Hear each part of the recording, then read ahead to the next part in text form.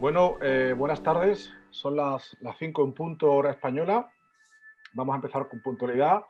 Lo primero, daros las gracias a todos por vuestra asistencia. Vamos a ir esperando poco a poco a que nos vayamos conectando. Eh, ¿Se me escucha? ¿Me escucháis?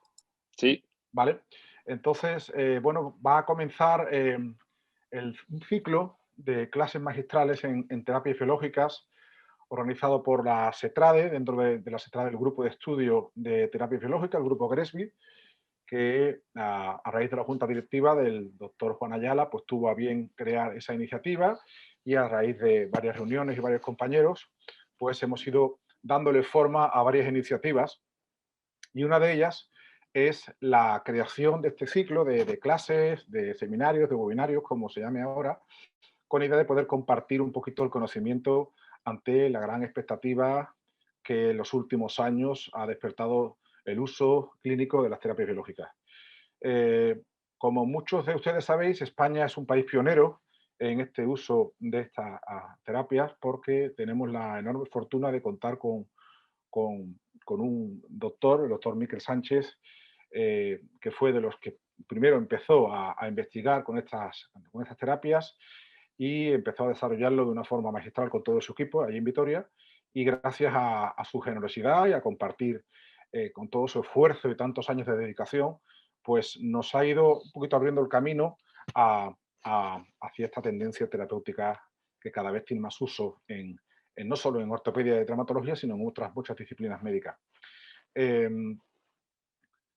Luego es verdad que se han ido incorporando cada vez más países a nivel mundial, pero yo creo que en este caso Europa, en este caso España, es pionero en este tipo de terapias, ¿no? Y las cosas hay que decirlas así, que chapó por Miquel Sánchez, que yo creo que se merece un homenaje sentido en esta materia.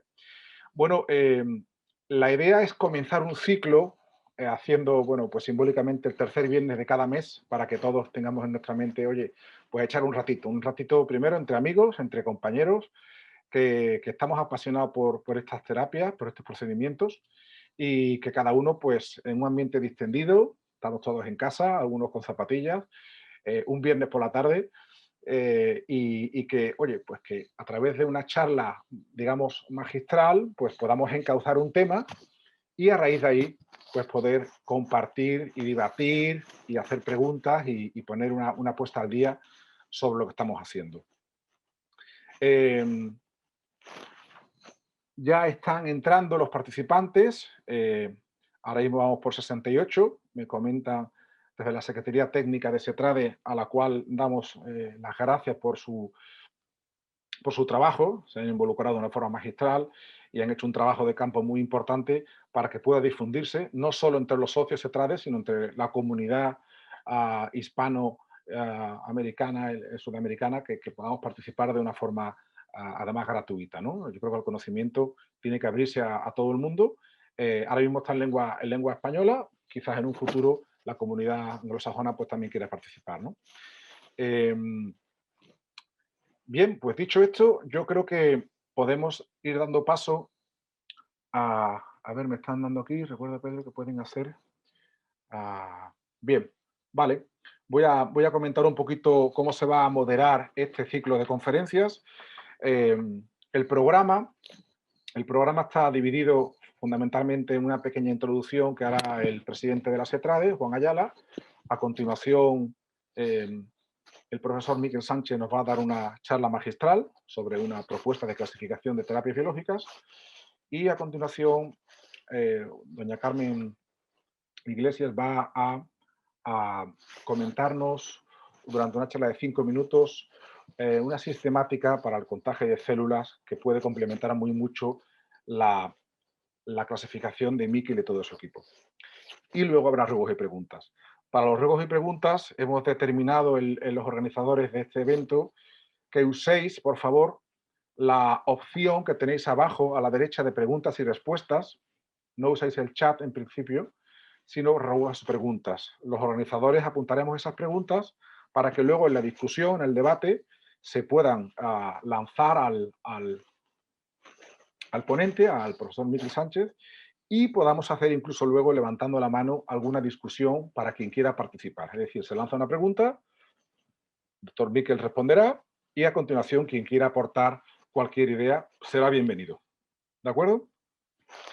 Bueno, pues dicho esto, vamos ya por 71 participantes. Son las 5:05, con lo cual voy a compartir pantalla.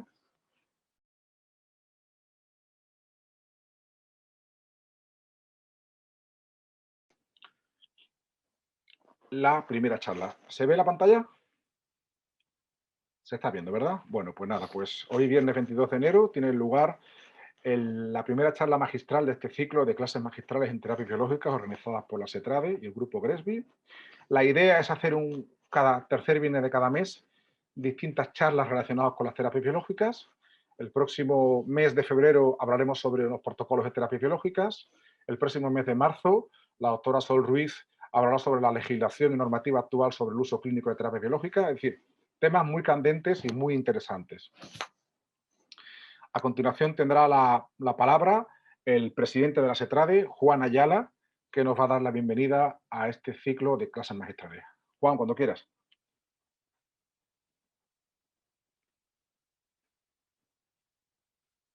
Hola, buenas tardes a todos. Muchas gracias, Pedro, por la introducción y sobre todo por ser el alma mater de esta iniciativa que realmente a todos nos ha enganchado. Creemos que el formato de clases magistrales se adecua muy bien al nivel de los ponentes que vamos a tener y gracias a Pedro, que ha hecho una labor excepcional desde que en junio del año 2019 se creó, o mejor dicho, se postuló el grupo GRESBY dentro de SETRADE para llevar todo este tema de la terapia biológica bueno, que es un tema absolutamente candente y que afortunadamente en España tenemos a gente como Miquel, al que tengo que agradecer en primera persona su gran compromiso primero con SETRADE y luego con este proyecto y entre otros muchos que tenemos con él y que verdaderamente bueno, pues nos está ayudando en esta ardua labor que es muy compleja. Realmente nos va a aclarar hoy mucho con una clasificación que nos va a ayudar bastante a todos. Dentro del grupo GRESBY, pues estáis todos invitados a formar parte de él, primero como socios y segundo como todos apasionados de la terapia biológica. Y SETRADE se vanagloria y se enorgullece de tener a gente como Miquel. Entonces, Pedro lo primero que hizo fue hacer una encuesta a todos los socios de SETRADE, contestó, si no me equivoco mucho, un cuarto de socios de SETRADE, lo cual es bastante, y obtuvimos unos resultados sorprendentes y yo creo que por eso vamos a tener mucho éxito en la convocatoria porque prácticamente el 82% de los socios de SETRADE utiliza terapias biológicas. Eso son datos importantes. Creemos que la plataforma de la terapia biológica debe ser SETRADE y nosotros estamos muy orgullosos de ayudar al conocimiento y de todos los métodos que afortunadamente tenemos en nuestras manos y vamos teniendo en nuestras manos. Y nada más, agradecer al grupo GRESBY, liderado por Pedro, a Miquel, por supuesto como estandarte de la terapia biológica en general en nuestro país, a todos los socios de SETRADE y a BSJ por haber sido nuestra plataforma técnica y si me permitís, casi espiritual casi de este grupo. Así que muchísimas gracias y os doy la palabra a Pedro o Miquel directamente ya con la comunicación. Muchísimas gracias. Perfecto. Juan, pues muchas gracias y la verdad es que felicitarte como presidente SETRADE porque estás haciendo una gran labor en el divulgar el conocimiento científico de la traumatología deportiva y todo lo que rodea, ¿no? Bueno, pues vamos a pasar ya al motivo por el que hemos venido aquí.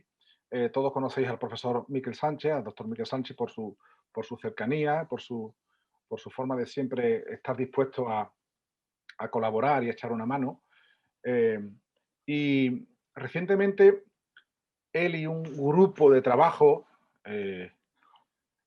pues tuvieron la idea de decir, oye, ¿por qué no intentamos de alguna forma ponernos de acuerdo, tener un mismo lenguaje para poder presentar la casuística cada vez mayor que estamos teniendo? Y eso era probablemente uno de los hándicaps que tenía la terapia biológica, que había pues muchas variables, con lo cual la dispersión era muy grande y nunca se podían tener series casuísticas amplias que confirmaran lo que tantos clínicos vemos en nuestro día a día, pero que no estaba referenciado en mayor medida en la literatura.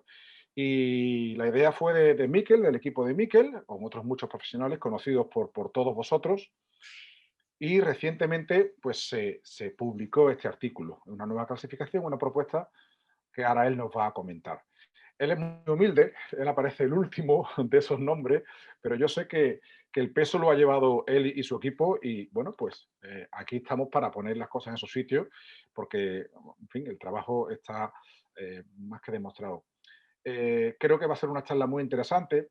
Nosotros hemos tenido la picaresca de daros la tarea previamente, hemos compartido ese artículo hace una semana aproximadamente para que aquellos que quieran pues lo vayan leyendo, instruyéndose para que bueno, pues, tengamos más conocimiento de lo que Miquel nos va a comentar, pero que seguro que con su docencia tan maravillosa que tiene nos vamos a enterar muy bien. Pues nada, Miquel, te damos paso para que nos comentes y darte nuevamente las gracias por tu colaboración en esta primera charla, ciclo magistral de clases de terapia biológica. Cuando quieras. Hola, buenas tardes a todos. Gracias, Pedro, por la presentación. Gracias a Juan también por lo mismo.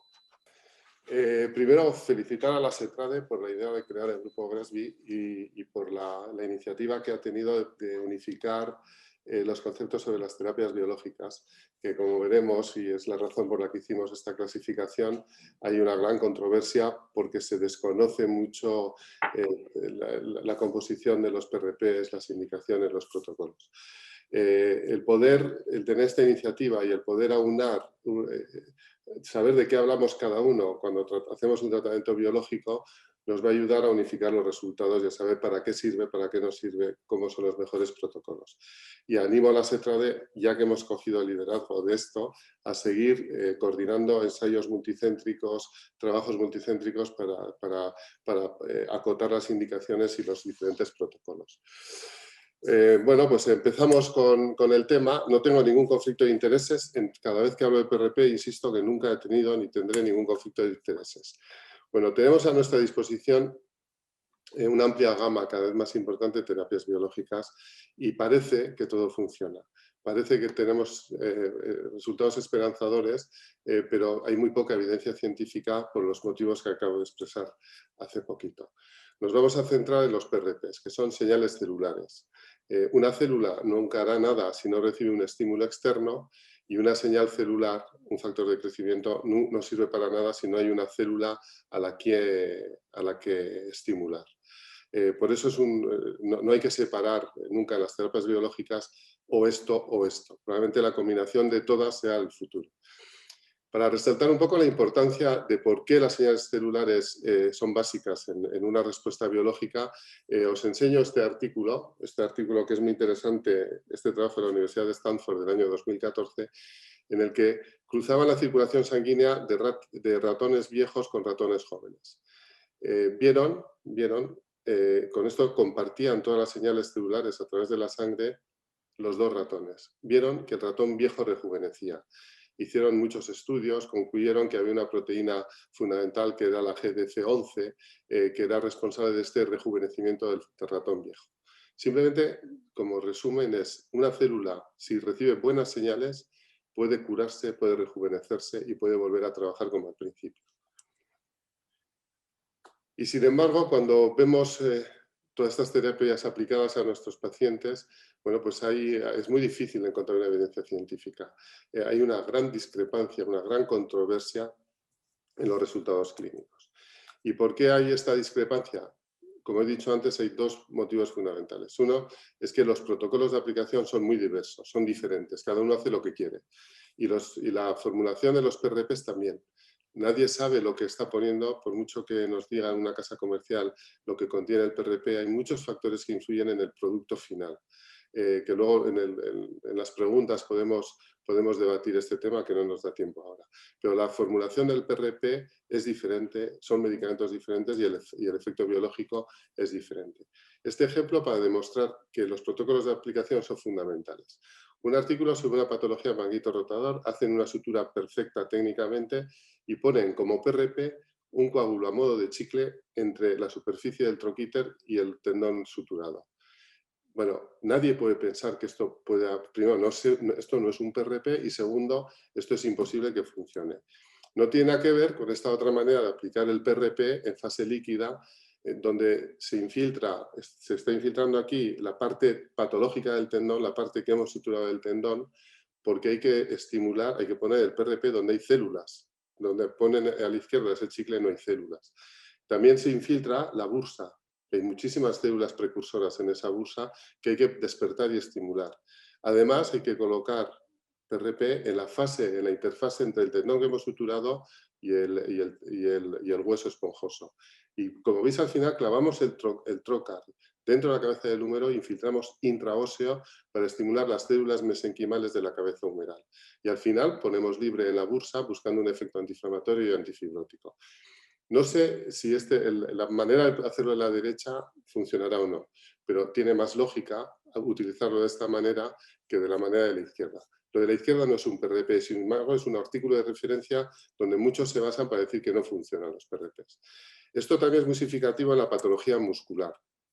Encontramos artículos como este de Mohamed Sharif Hamid, en el que encuentra una diferencia muy significativa tratando lesiones agudas de los isquiotibiales. Y sin embargo hay otros trabajos importantes como este que se publicó en el New England o este hecho por un grupo español, que lo escribe Martínez Zapata, en el que no encuentra ninguna diferencia significativa cuando aplicamos un PRP. Pero claro, cuando analizamos los artículos, por ejemplo están tratando una lesión muscular con una inyección única de 3 mililitros de PRP. Bueno, pues pensar que una lesión amplia muscular se pueda tratar con 3 mililitros de ningún medicamento, pues la verdad es que no puede funcionar. Lo mismo que en cualquier medicamento, una dosis mínima no puede curar una neumonía, una dosis mínima de un antibiótico. Entonces, en el protocolo de aplicación, por ejemplo, en los músculos, pretendemos que adecuar el volumen inyectado al tamaño de la lesión, al tamaño del músculo. Deberemos saber dónde inyectamos el músculo, dónde inyectamos el PRP, en qué sitio del músculo. Y siempre sabiendo dónde lo inyectamos. Siempre hay que utilizar el ultrasonido como control de infiltración. ¿Y qué protocolo puede funcionar? ¿Qué tiene su lógica? Bueno, pues en caso de una lesión muscular con un hematoma, evacuamos el hematoma. Y luego infiltramos el plasma, sí donde está la lesión, evidentemente. Hay fibrina con factores de crecimiento, pero hay que estimular células sanas. Por eso tenemos que infiltrar cada muñón de la lesión muscular. Hay que infiltrar el músculo sano alrededor de la lesión muscular y las fascias, donde están todos los canales neurovasculares, que es donde más células precursoras hay. Por ejemplo, en esta lesión muscular veis que estamos con la aguja en la lesión, a nivel de la lesión donde hemos infiltrado PRP, pero que vamos también al lado, al músculo sano, para estimular todas las células de Monro, las células satélite que están alrededor de la lesión muscular, porque son ellas las que van a curar la lesión. Una célula sana es la que va a recibir el estímulo y la que se va a poner a trabajar. También nos pasa lo mismo cuando hablamos del cartílago, que son los dos ejemplos que voy a poner. Hay multitud de artículos sobre patología condral. En estos momentos hay más de 25 ensayos clínicos de nivel 1, pero con resultados casi siempre buenos, pero es verdad que no es constantemente bueno. Ahora están saliendo metaanálisis sobre ensayos clínicos en artrosis de cadera de gran nivel científico, a nivel metodológico de doble ciego, de evaluación de resultados, pero en ninguno no suele figurar ni qué volumen se infiltra, ni cómo es el PRP que se infiltra, ni si se infiltra, con qué control de imagen se infiltra. Entonces se quedan cojos porque no sabemos los protocolos ni el producto que infiltramos. Nosotros, a nivel condral, indicamos el PRP y lo indicamos sobre todo infiltrado en el hueso subcondral, donde están las células mesenquimales responsables de curar el cartílago. Cada vez que hay lesiones osteocondrales, en las artrosis muy avanzadas, en pacientes jóvenes, en pacientes que no podemos operar, y siempre que hay necrosis del fémur o del cóndilo de la rodilla. Cuando operamos una lesión osteocondral, hacemos lo mismo que todo el mundo, hacemos un desbridamiento del tejido patológico y hacemos microfracturas, nanofracturas, como queramos llamarlo, pero luego infiltramos plasma dentro del hueso donde están las células mesenquimales que van a provocar una curación de esta lesión. Esto lo hacemos siempre en todos los tratamientos quirúrgicos, como este caso de osteocondritis, y ampliamos las indicaciones a fragmentos con muy escaso contenido óseo. Conseguimos que se curen más los fragmentos, que se integren mejor los fragmentos. Y hay un motivo claro, por ejemplo, este es un caso de un desbridamiento que lo suelo enseñar siempre porque es muy significativo. Si infiltramos PRP desde el cóndilo, desde la cara lateral del cóndilo, intraóseo, vemos como el PRP difunde y se coagula en el sitio de la lesión y aportando, arrastrando células madre y proteínas desde el hueso esponjoso. Y con esto en pacientes hemos tenido resultados como este. Fijaros la fecha, es una cirugía hecha en el año 2007. 10 años antes le habían quitado un menisco. Tiene esa lesión osteocondral con ese defecto en el cóndilo interno, en zona de apoyo, hacemos el desbridamiento y aquí estamos infiltrando a través de la lesión, estimulando todas las células del hueso subcondral. Así queda el defecto osteocondral al final de la cirugía y 9 meses después hacemos una segunda artroscopia. Era marzo del 2008 y había crecido un tejido que es blanco como el cartílago, que brilla, veis que brilla como el cartílago y que es duro como el cartílago. Evidentemente que no es un cartílago hialino como el que existía en esta rodilla antes de lesionarse, pero tiene otras características diferentes a lo que estamos acostumbrados. Este paciente que vive cerquita de Vitoria sí, no se ha vuelto a operar esa rodilla. Sigue haciendo su vida normal, se retiró del fútbol hace muchos años y sigue haciendo su vida normal. Este es otro caso. Un jugador de fútbol, primera división del Athletic Bilbao, tiene esta fractura osteocondral del cóndilo externo de su rodilla derecha. Nos viene con este aspecto. Hacemos el desbridamiento y hacemos el tratamiento. El vídeo de abajo, a los 5 meses, marcó un gol en un partido de la Copa de Europa. Esto veis que fue en el año 2014. Un año después le hicieron una resonancia magnética con el T2 mapping y había crecido un tejido cicatricial con características en el T2 mapping de cartílago hialino. Desde ese año 2014 hasta ahora se ha retirado del fútbol por edad y es entrenador de uno de los equipos filiales del Athletic, del primer equipo, y se dedica a hacer Ironman. O sea, sigue funcionando su rodilla con esa lesión osteocondral operada.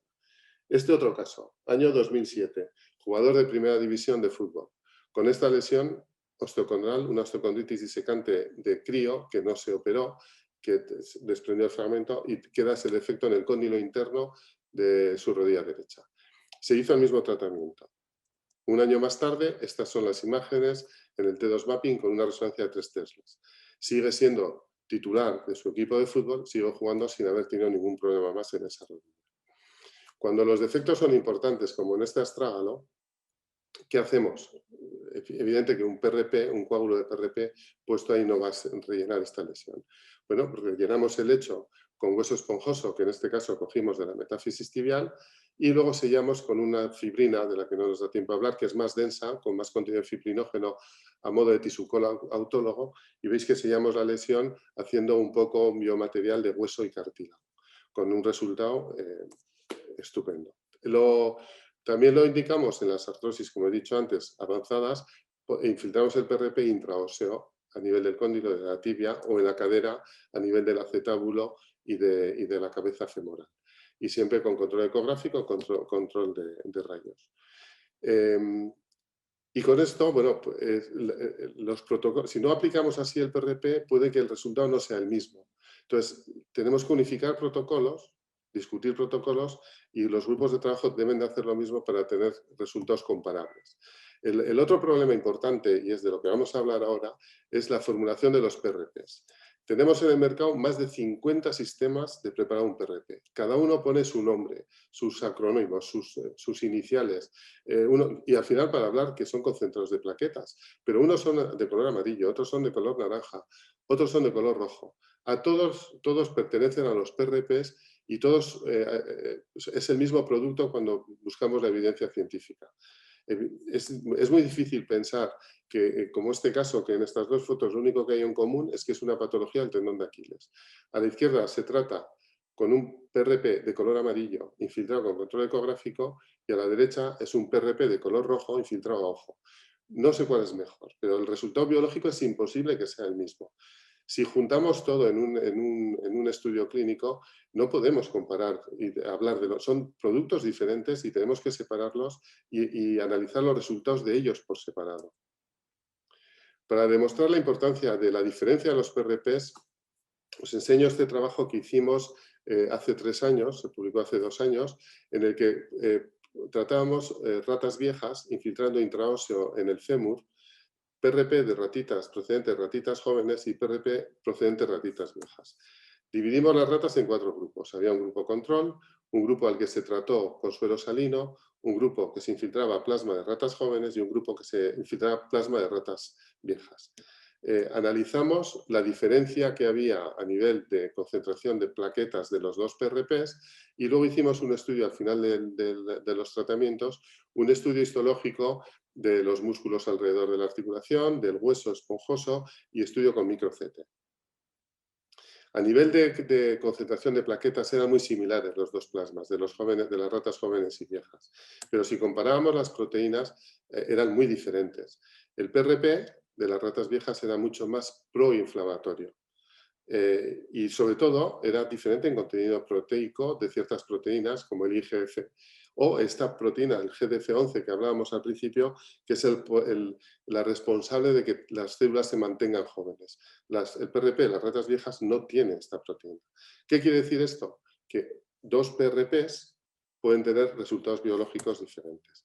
Si hacíamos el análisis histológico, veíamos que tanto las ratas infiltradas con PRP viejo o PRP joven, había una respuesta celular muy importante. Había una gran proliferación celular. Pero si analizábamos en micro-CT la calidad del hueso, la cantidad de trabéculas y la densidad de las trabéculas, era mucho mejor y mucho mayor en el grupo de ratas que habíamos tratado con el PRP procedente de ratitas jóvenes.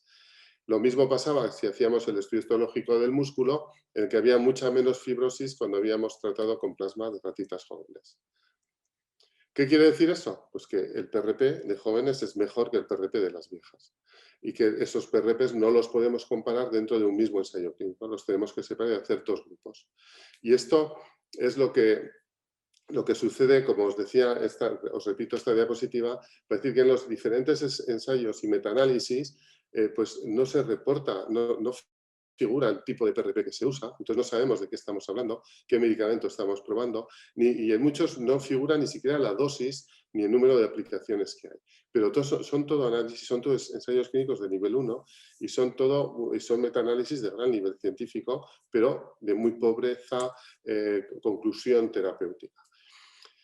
Por eso, hace unos meses se nos ocurrió decir, bueno, esto no puede seguir así, que esté todo el día discutiendo si funciona en un PRP cuando me sacan artículos y me los plantan delante con muy poco análisis de qué se está inyectando. Entonces, bueno, la idea de clasificar los PRPs es vieja. Ya en el año 2009, Dohan hizo la primera clasificación básica de los PRP. Cada autor tiraba un poco para lo que ellos hacían y al producto que vendían. Entonces, Dohan dividió los PRPs en 4 grupos, el PRP puro, el PRP con leucocitos, el PRP con fibrina y el PRP con fibrina y leucocitos. Mirra en el año 2012 hizo otra clasificación un poco similar, solo que en vez de fibrina hablaba de gen. Luego ha habido varias, otra la clasificación DEPA, que habla de la dosis de plaquetas, de la eficiencia de la concentración, la pureza del medicamento, si se activaba o no. Fueron complicando, pero eran de muy difícil aplicación clínica, hasta tal punto que no se han usado. La que más se usa probablemente es la clasificación PAO, en que simplemente, porque era más sencilla de usar, que hablaban de plaquetas, células blancas y si se activaba o no. Todo esto eran muy incompletas, no era nada práctico. Entonces, hace un año se nos empezó a ocurrir y dijimos, oye, ¿por qué no hacemos un consenso internacional con los líderes de más renombre en los tratamientos biológicos y hacemos una clasificación universal, sin nombre y apellidos, y además abierta? Un poco a modo de clasificación universal de los elementos, del litio, del sodio, no sé qué, tal, y que era abierta y según se iban descubriendo más cosas, se puede ir añadiendo. Bueno, contactamos con unos cuantos, no están todos, ni todos los que están son probablemente los mejores, pero hay un grupo de 17 de gran renombre. Veis que está Elizabeth Acon, que está Misra, que está Nakamura, está Rodeo, está Tragu, está Malanga, está Magalón o Samson. O sea, hay gente de gran renombre. Cuando les escribimos haciendo la propuesta, todo el mundo se emocionó, ninguno nos dijo que no y todos colaboraron a tope. Todo eso se lideró desde aquí, desde Vitoria. Y bueno, pues estoy el último, no porque me han puesto el último, porque normalmente se suele poner el último al que coordina el grupo y la que va primero son los que han escrito el artículo, los que lo han redactado, porque Elizabeth Acon tenía el compromiso con la revista Expert Opinion de escribir un review en esos momentos y aprovechamos la ocasión. Bueno, os cuento un poco cómo funciona este código. Es un código que es muy sencillo. Es un código que es un código numérico y abierto. Y además hay un mínimo de información requerida que hay que añadir en los estudios clínicos que publiquemos en las revistas. Son 6 dígitos. El primer dígito se refiere al número de plaquetas que tiene el paciente. Todo tiene un porqué que os lo iré explicando. El número de plaquetas que tiene el paciente en la sangre. Sabéis que no todos tenemos las mismas plaquetas, que es normal si tenemos alrededor de 150.000, pero que es normal también si tenemos 300.000.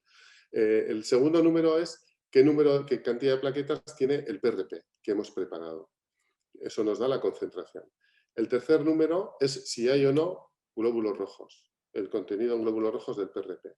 El cuarto número es si hay o no glóbulos blancos. El quinto número es si lo activamos o no. Y el sexto número es si hemos añadido calcio o no hemos añadido calcio. ¿Por qué separamos la activación de añadir o no el calcio? Primero, porque se puede activar el calcio de otras maneras. La más conocida es la trombina, pero el calcio es un ion que es básico en la biología celular. Cuando cogemos la sangre, quitamos el calcio de la sangre para que no se nos coagule en los tubos. Centrifugamos y preparamos el PRP. Ese PRP es hipocalcémico. Si no reponemos el calcio que hemos quitado, estamos inyectando y provocando una hipocalcemia local en el sitio donde queremos tratar una patología. A unas células que están enfermas les vamos a hacer una hipocalcemia, cosa que seguro que no es bueno para la reparación de las células. Bueno, entonces es tan fácil de usar como esto, ¿ves? Son 6 dígitos. Y entonces, cuando sabes que el dígito primero es 1, quiere decir que tiene entre 100.000 y 300.000 plaquetas. Si el segundo dígito, como el caso primero, el primer ejemplo, es un 4, quiere decir que el plasma tiene entre 400 y 500.000 plaquetas. Si el siguiente número es un 1, es que tiene algún glóbulo rojo. Si el siguiente número es un 0, el cuarto número es un 0, es que no tiene leucocitos. Si el quinto número es un 1, es que lo hemos activado. Y si el sexto número es un 0, es que no hemos puesto calcio. El segundo ejemplo, por ejemplo, un paciente que tiene, como veis, 230.000 plaquetas en sangre, que su PRP tiene 310.000, que no tiene eritrocitos, que hemos duplicado el número de glóbulos blancos y que no lo hemos activado ni hemos añadido calcio. Bueno, pues su código será un 2 por 200.000 plaquetas, un 3 porque hay entre 300 y 400.000 plaquetas en su PRP, un 0 porque no hay glóbulos rojos, un 2 porque hemos duplicado el número de glóbulos blancos y 0 y 0 porque ni hemos activado ni hemos añadido calcio. Bueno, el tercer ejemplo es parecido. Con este código, solo viendo el código, ya os digo que es un paciente que tiene entre 200 y 300.000 plaquetas, que su plasma tiene 400.000 plaquetas o entre 400 y 500, que no hay glóbulos rojos, que no hay glóbulos blancos, que sí que lo hemos activado y que hemos añadido calcio. Este, por ejemplo, es el plasma que utilizamos nosotros habitualmente para tratar a nuestros pacientes. Pero además hay otros factores que debemos de incluir cuando escribamos un artículo, que es cómo hemos preparado el plasma, si ha habido 1 o 2 centrifugaciones, por ejemplo. ¿Cuál es el tamaño de las plaquetas? Tiene que figurar el tamaño de las plaquetas. No es lo mismo tener muchas plaquetas, pero muy pequeñas, con muy poco contenido proteico, que pocas plaquetas con mucho contenido proteico y plaquetas grandes. Al final lo que importa es la biomasa de la plaqueta. Si ponemos plaquetas enormes, con grandes granos alfa en su interior, estamos poniendo una biomasa importante de producto biológico. Y eso conlleva en que el total de factores de crecimiento que ponemos es importante. Entonces, sabiendo la biomasa, el número de plaquetas y qué volumen de PRP inyectamos, sabemos cuál es la dosis de medicamento que ponemos. La fórmula de los leucocitos, bueno, deberíamos saberla porque si hay muchos granulocitos, pues tenemos un efecto proinflamatorio importante. Y cómo hemos aplicado el plasma también. Y además, si es una lesión crónica o aguda, todo eso tiene que estar bien diferenciado en el artículo que escribamos, y en el futuro se añadirán más cosas. Por ejemplo, el ortoquine, si lo queríamos meter en esta clasificación, habrá que hablar de la proteína de la R y L1. Si hay otros factores de crecimiento importante, que la alfa macroglobulina, tal, pues deberá de figurar añadiendo códigos a ese número de códigos abiertos. O sea que es un sistema de codificación que siempre se podrá usar. Aunque la ciencia avance, podremos añadir códigos y será como un código de barras que, digamos así, sabremos qué medicamento tenemos en nuestras manos. Y cuando hablamos al principio de que hay un mínimo de información requerida cuando escribamos, no es lo mismo los requerimientos que tenemos que conocer si vamos a escribir un artículo sobre estudios in vitro, si es un artículo sobre un trabajo in vivo en animales, o si estamos analizando a nuestros pacientes con nuestros ensayos clínicos. Los requerimientos de conocimiento son diferentes. Y ahora no. Ahora escribimos un artículo, sea de lo que sea, y hablamos de un PRP. Y claro, por eso se queda tan coja la información y por eso las conclusiones es muy difícil de sacarlas. Bueno, esta idea que tuvimos ha tenido una repercusión importante y cada vez se tiene más adeptos y nos han felicitado de muchos sitios de que buena idea, de que hagamos algo que sea sencillo de utilizar y que además sea reproducible por todo el mundo. Ya se están publicando artículos donde los editores de las revistas exigen que se codifique el plasma para saber de qué producto estamos hablando.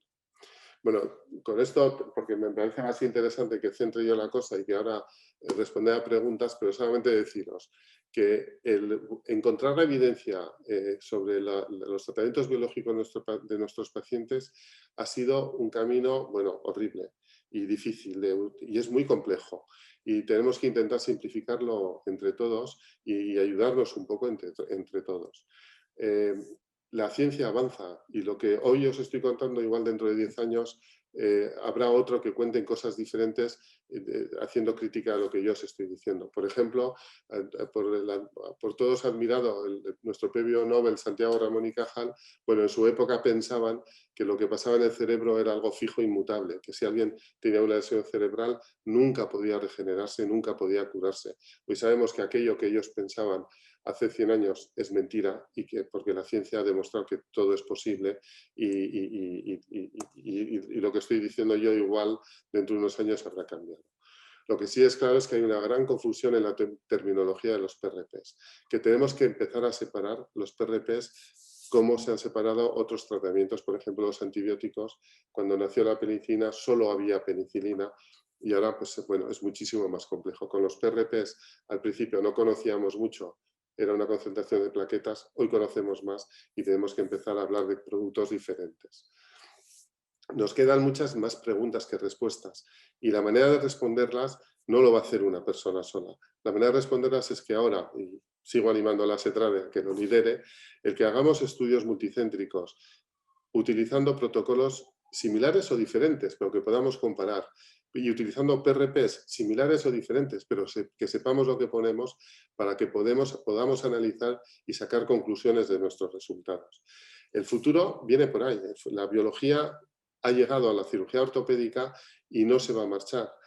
A los de nuestra generación nos cuesta mucho meternos en la biología, nos cuesta muchísimo meternos en la biología. Las futuras generaciones lo tienen mucho más fácil, van a ser mucho más analíticos y, bueno, y seguro que en los próximos años se va a saber de verdad para qué va a servir los tratamientos biológicos. Pues muchas gracias a todos por haberme escuchado y nada, y a vuestra disposición para las preguntas que queráis.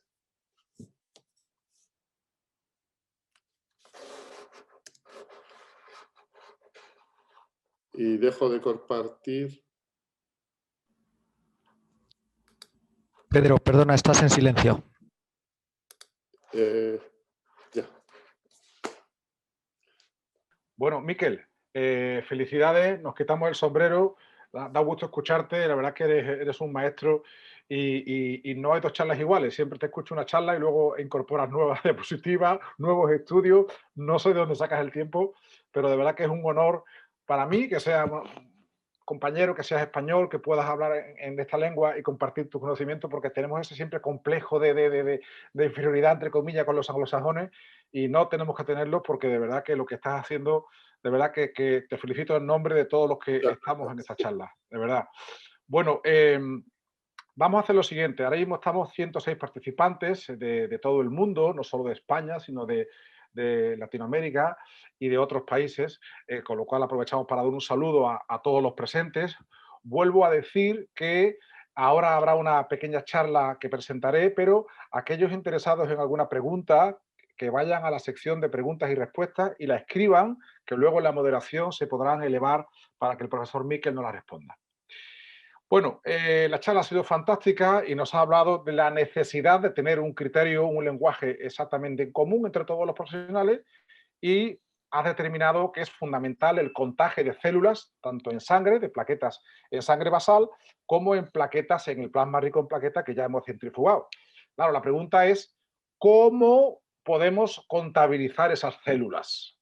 Y entonces, bueno, donde Miquel pone el problema, pone el parche, y gracias a eso vamos a dar paso a la siguiente presentación, que fue también gracias a Miquel, que nos presentó a Carmen Iglesias, es una farmacéutica experimentado en biológicos de una empresa Todo Biologic, y ellos han diseñado una máquina para que el contagio celular se pueda hacer desde un gran hospital hasta una consulta pequeñita de un solo facultativo, porque es un método muy sencillo. Todavía no tiene el código C, está en vías de desarrollo, queda muy poco, pero creo que era muy importante que tengamos la oportunidad de, una vez que Miquel nos ha presentado su clasificación, el de su equipo, grupo de estudio, que ahora Carmen nos pueda en 5 minutos presentar en primicia, porque insisto, no está todavía patentado, no se puede comercializar, pero creo que es interesante que nos presente cómo podemos contabilizar las células y por tanto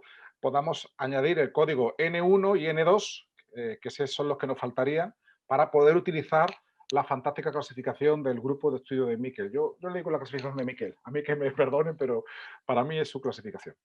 Bueno, pues damos paso a doña Carmen Iglesias. Carmen, cuando quieras.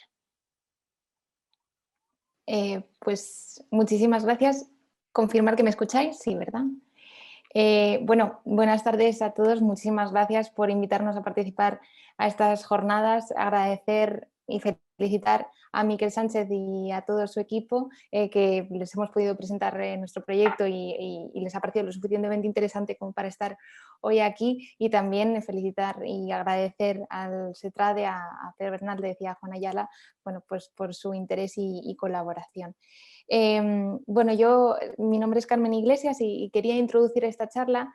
Va a ir muy en línea de la charla anterior del doctor Miquel Sánchez, pero bueno, quizás sí reforzamos un poco el mensaje. Voy a hablar primero, introducir un poco lo que llamamos Real World Clinical Evidence, que está muy en boca de todos, y luego daré la solución un poco al problema del contagio de los PRPs y la incorporación de la nomenclatura a nuestro sistema. Bueno, simplemente mencionar un poco el concepto Real World Clinical Evidence, del cual ahora se habla tanto. Necesitamos evidencia clínica real, no solo de los ensayos clínicos cuyos criterios de inclusión son muy estrictos. También hacen falta más ensayos clínicos, pero también hace falta realizar obtener esa evidencia clínica real. Y por concepto, no hay evidencia clínica real sin datos clínicos reales. Y es aquí donde necesitamos utilizar la tecnología para el análisis de todos esos datos clínicos reales que deberíamos de empezar a obtener con la finalidad de, como titulamos esta jornada, de unificar criterios, de estandarizar protocolos y de obtener información rigurosa para comunicar, para publicar estudios y artículos. Bueno, en el aspecto, y en este área terapéutica, en la cirugía ortopédica, en medicina deportiva y en la terapia biológica específica, que es el plasma rico en plaquetas, vemos y hemos visto, gracias a rodearnos de grandes profesionales como algunos de los que hay hoy detrás de la pantalla, la necesidad clínica de conocer, de dosificar, de saber esa dosis segura y eficaz que le estamos poniendo al paciente. ¿Esto por qué es? Porque ya se ha revisado en la literatura y ya está confirmado que la composición del plasma rico en plaquetas influye en la eficacia terapéutica de este producto, que, como ha comentado el doctor Miquel Sánchez, nunca es el mismo producto, el producto depende del dispositivo utilizado, de la técnica, y además, no siendo el mismo producto, si ya para complicar la cosa aún más, se prescriben distintas indicaciones e incluso en distintos tejidos. Yo como farmacéutica pues, me pregunto, ¿el mismo producto para todo esto? Bueno, pues creemos y por lo que nos dicen los clínicos, hay una necesidad clínica de saber qué tipo de PRP sirve para qué tejido, para qué tipo de lesión. La literatura y la bibliografía cada vez más hace una llamada a la estandarización, como hemos comentado ya, y indica la falta de consenso y la necesidad de describir y de clasificar adecuadamente estos plasmas ricos que se están obteniendo y que se están publicando incluso. En una revisión sistemática de 2017, Jorge Cala y colaboradores publicaron que la cifra, digamos, de artículos que aportaban, ofrecían datos de composición cuantitativa era únicamente un 16%. Obviamente esto tiene que cambiar y gracias a la clasificación que hoy presentaba el doctor Miquel Sánchez, creemos que va a llamar a otros estudios a clasificarlo y por tanto a tener que contabilizar ese PRP previamente, con lo cual es un gran trabajo, es un gran avance y creo que vamos en la línea adecuada, todavía queda mucho por recorrer, pero es un avance realmente para la comunidad científica. Y luego todos estos sistemas de recopilación de datos, todos estos sistemas que nos van a ofrecer un contagio celular, apoya y refuerza un poco la regulación. El plasma rico en plaquetas es un medicamento de fabricación no industrial, como todos sabemos, y al menos en España debe de cumplir estas 5 garantías exigibles que estamos viendo en pantalla. Sobre todo centrándonos en calidad, eficacia y trazabilidad. Bueno, pues calidad todos utilizamos productos certificados, pero la garantía de calidad hay que cumplirla. Hablamos de un plasma rico en plaquetas, un medicamento que no tiene ficha técnica, que no tiene unas indicaciones, que es bajo la responsabilidad del médico que prescriba este tratamiento para una u otra indicación, con lo cual, bueno, la Agencia Española de Medicamentos recomienda y anima a los clínicos a realizar este tipo de estudios clínicos y seguir avanzando para obtener datos de eficacia. También un punto importante es la garantía de trazabilidad. Partimos de una materia prima, como en otros medicamentos, en este caso es la sangre. Hace falta hacer un control serológico previo de esta sangre antes de entrar en el proceso de producción. Y hablo de proceso porque el PRP es un producto, pero también es un proceso en sí. Entonces, la regulación, digamos, requiere el registro de una serie de datos.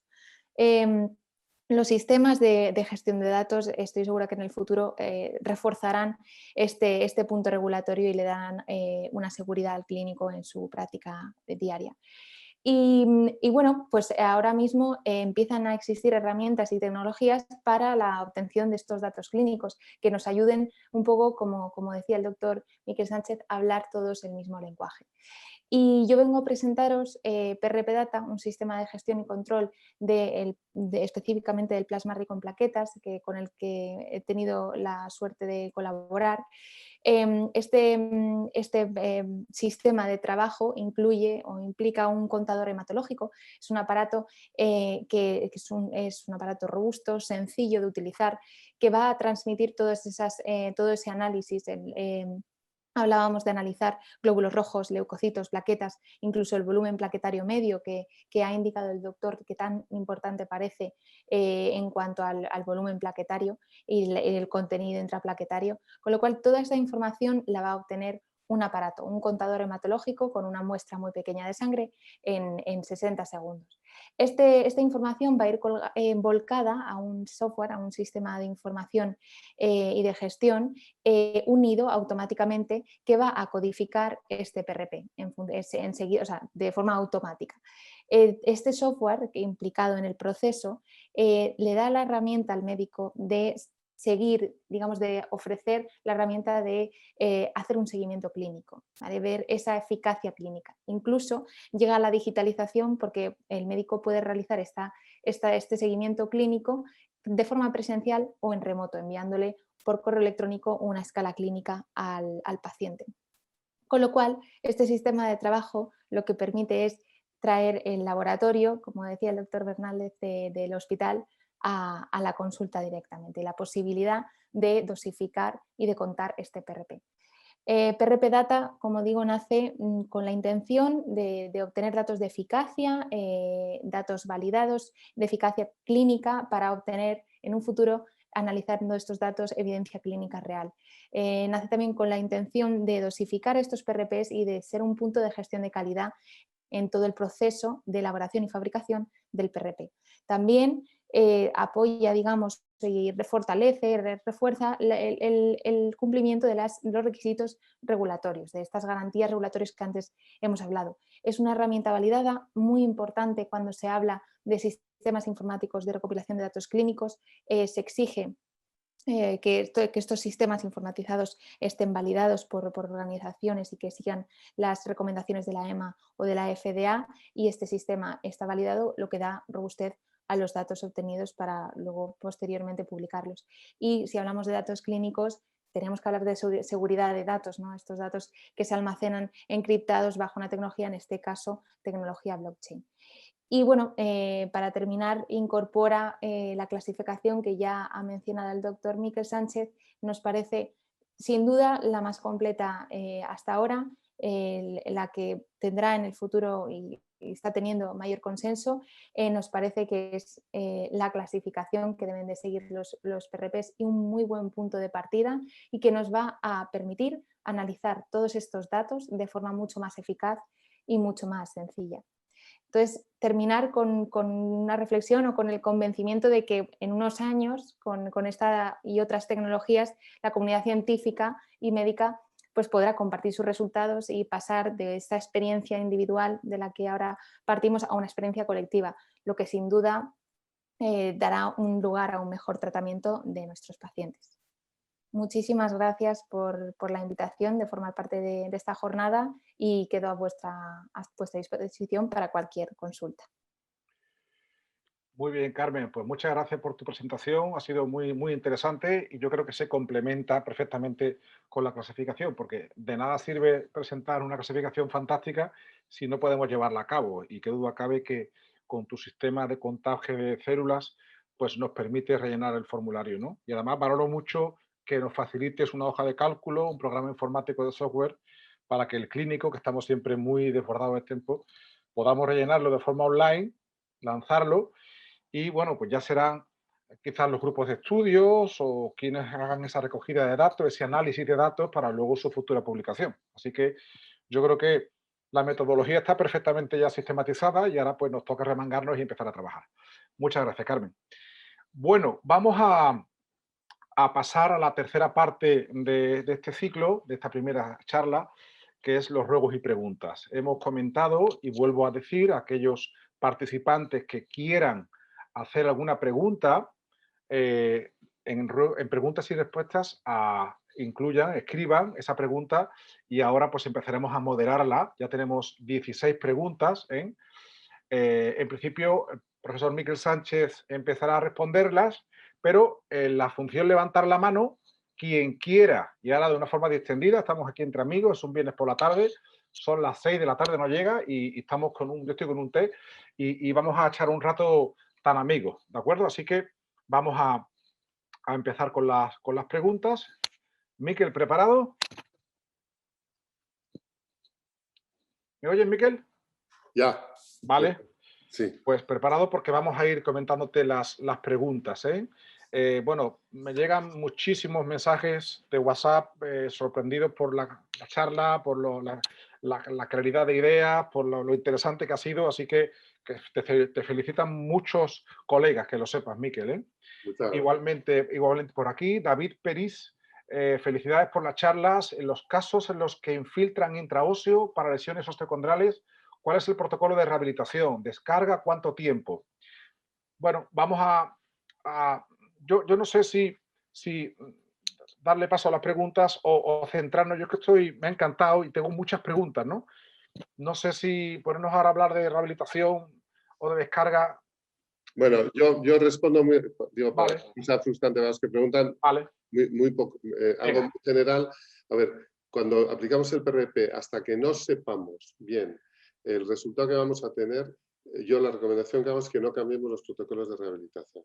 Nos va a adelantar la curación, nos va a permitir ir más rápido, pero no cambiemos nada.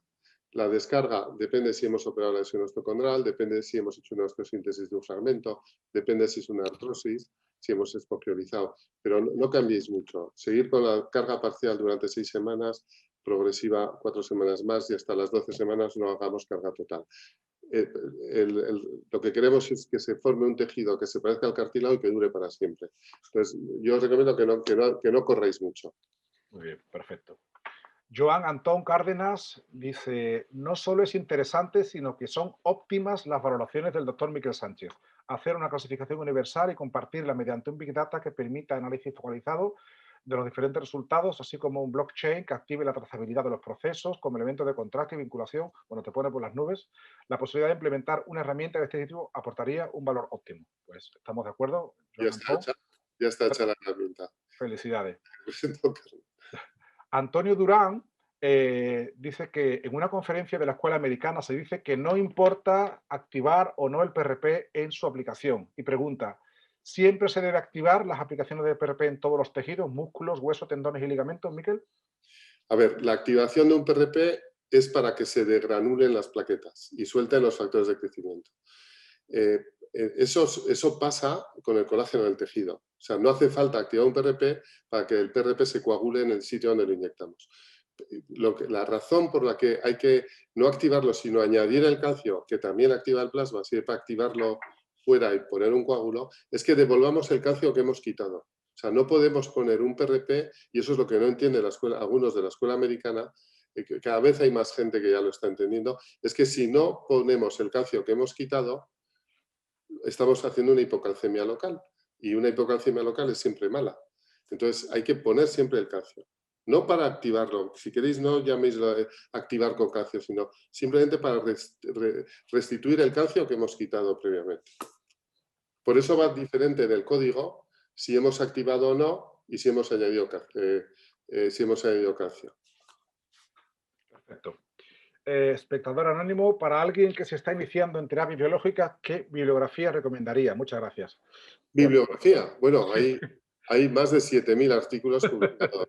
Y hay varios libros sobre PRP que enseñan mucho, ¿eh? Pero vamos. Aquí está este clásico de Malanga, ¿verdad? Por ejemplo, sí. Sí. Sí. Eric Margalet, excelente exposición, maestro. Exposición anónimo. En primer lugar, felicidades, doctor Sánchez, por la charla. Aprovecho que es miembro del grupo de expertos de la AEMS para el PRP para preguntar sobre cuál es la normativa a seguir para producir el PRP por sistema abierto en comunidades autónomas que no han regulado el aspecto. Algunas autonomías como Madrid, Murcia o Cataluña sí tienen guías publicadas sobre normativas, otras no. ¿En base a qué nos guiamos para hacerlo acorde a la ley con sistema abierto en comunidades que no han desarrollado la normativa? Una buena pregunta. A ver, en la normativa que publicó la Agencia Española del Medicamento viene bien descrito qué es lo que hay que hacer para poder preparar un PRP con sistema abierto. Tienen que hacer una inspección donde tú saques el certificado de que tienes buena práctica de fabricación de medicamentos. Esa inspección, la normativa es estatal, pero la inspección depende de las comunidades autónomas. O sea, no quiere decir que en Madrid puedas hacer cosas que no puedas hacer en el País Vasco. En Madrid ha regulado, o Andalucía lo ha escrito más en detalle, ha desarrollado la normativa de la Agencia Española del Medicamento, pero es todo lo mismo. El sistema abierto hay que hacerlo en campana de flujo laminar, en un laboratorio, por gente experta, y te tienen que validar, hacer una inspección para darte el permiso que lo puedas hacer así. Quiero hacer una puntualización. No tiene que ver una cosa del sistema abierto con los tubos y pipetas que utilicemos. O sea, podemos hacer un sistema abierto y tener el permiso y utilizar material que no esté indicado para aplicar medicamentos. En muchos sitios estoy viendo yo que, además de ser un sistema abierto, están utilizando tubos de laboratorio, de analítica de laboratorio. Esos tubos son estériles, es verdad, y son tubos en los que pones la sangre o pones el producto que mandas al laboratorio para analizar. Pero no tiene ningún control de bioburden. Ahí hay restos de plástico, restos de bacterias muertas. Esos tubos no tienen autorización para aspirar e inyectarlo como una aplicación de un medicamento. O sea, si el que haga sistema abierto tiene que tener permiso para hacerlo y utilizar material que esté adecuado, indicado y permitido para aplicar medicamentos. Muy bien. Seguimos con las preguntas, son muchas. Enrique Gastaldi, enhorabuena Miquel, fenomenal como siempre, muy clarificador. Estoy de acuerdo en ese es el camino. ¿Cómo sabemos la biomasa de las plaquetas? Pues igual no se me ha entendido. Tenemos que saber el número de plaquetas y el tamaño de las plaquetas. Entonces ahí tienes un volumen total plaquetario. O sea, muchas plaquetas pequeñas puede ser igual que menos plaquetas más grandes. Sí, pero supongo que Enrique estará diciendo, bueno, ¿cómo yo sé de este paciente el volumen corpuscular de la plaqueta? ¿Cómo puedo...? Te lo dice, el análisis te lo dice. Ah, ¿te lo dice? Dice el tamaño medio de la plaqueta. Claro. Ah, fantástico, fantástico. Muy bien, Sí. muy bien. Hernán, de Argentina, dice que es obligatorio por ley quien avale la preparación del PRP sea médico hematólogo y hemoterapéutica, que es especialista en sangre. Creo que es vital para conocer la calidad y qué estamos inyectando. Quería conocer la opinión de Miquel. Pues mira, es un tema muy controvertido. En Argentina no lo sé. En España los hematólogos saben muchísimo de la patología de la sangre y saben mucho de patología de plaquetas. Saben mucho de todas las enfermedades de las plaquetas, pero no saben mucho de la regeneración, del papel regenerativo de la plaqueta ni cómo usarlo. Ni tienen costumbre de hacer preparaciones como para un bloque quirúrgico. Entonces, cuando veo yo a técnicos de laboratorio preparar los PRPs, no se parece mucho a los cuidados de asepsia que tienen al cuidado que tiene una enfermera quirúrgica preparando el PRP. Puede ser que el manejo de pipetas lo haga mucho mejor la técnico de laboratorio de hematología que la de quirófano. Entonces, son dos conceptos paralelos. La experiencia que tengo yo, a ver, en el nacimiento de los PRPs, que hablaba Pedro al principio, los PRPs aplicados en ortopedia, todo el PRP que desarrolló Eduardo Anitua, que conocéis de Vitoria y tal, que es el que me enseñó a mí a preparar el PRP y tal, bueno, no lo hizo él solo, lo hizo con la ayuda de dos eminentes hematólogos de la Universidad de Burdeos, que era Alan Nurden y Paquita Nurden. Esos dos les llaman el matrimonio plaquetas porque toda su vida se han dedicado a la patología de la plaqueta. Y era sorprendente ver cuando nos reuníamos y yo veía los efectos que aplicando en nuestras ovejas, en la cirugía experimental y en los pacientes, ellos aprendieron muchísimo de todo el poder regenerativo de la plaqueta y cómo había que hacerlo y tal. Y cuando tienen casos que les comentan a ellos me preguntan a mí cómo lo aplico yo. O sea, los hematólogos es una cosa y la cirugía ortopédica es otra y hay que buscar un consenso entre todos. Muy bien, perfecto. Mira, Alex Antezana de Cochabamba. Alex, un saludo desde España. Te quiere si consideras que la concentración de plaquetas en un preparado de PRP sea inferior a 1 millón de plaquetas por microlitro. Sí, a ver, concentrar muchísimo las plaquetas tiene un efecto, ¿cómo se dice? Paradójico. O sea, si concentramos muchísimo las plaquetas, se inhibe su efecto biológico.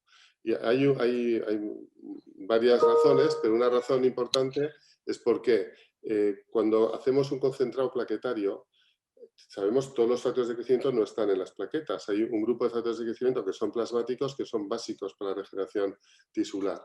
Si concentramos mucho la plaqueta, rompemos demasiado ese equilibrio entre los factores plasmáticos y los plaquetarios.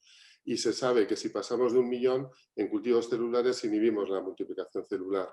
Entonces, el cóctel ideal, conocido hasta ahora, estamos estudiando cómo mejorarlo, pero el conocido hasta ahora es el concentrar las plaquetas no más entre 2 y 3 veces lo de la sangre. No hay que pasar de 500.000 de plaquetas o de 600.000.